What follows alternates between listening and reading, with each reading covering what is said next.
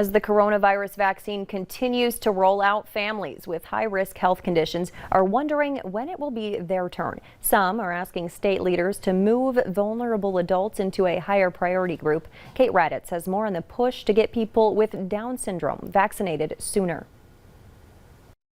24-year-old JJ has Down syndrome. His family has taken every measure to protect him from COVID-19. It's been absolutely terrifying for our families. I know that we have not been in restaurants. We haven't been in grocery stores. We have not traveled.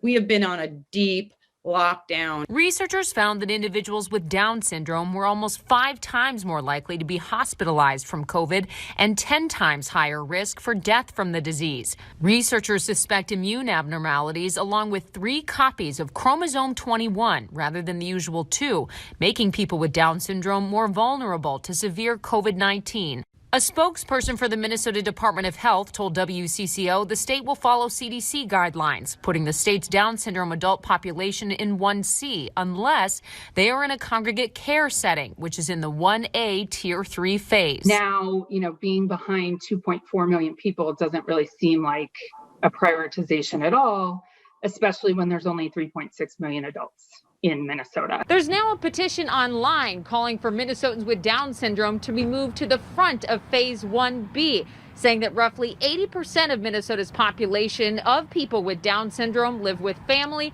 or out in the community. MDH officials were asked Tuesday about the plans to vaccinate those who are under 65 but have higher risk conditions. They need to get vaccine as soon as we have more vaccine available, but unfortunately, that is the problem. We absolutely just do not have enough vaccine available. Kate Raditz, WCCO 4 News. There are around 2,200 adults with Down syndrome in Minnesota.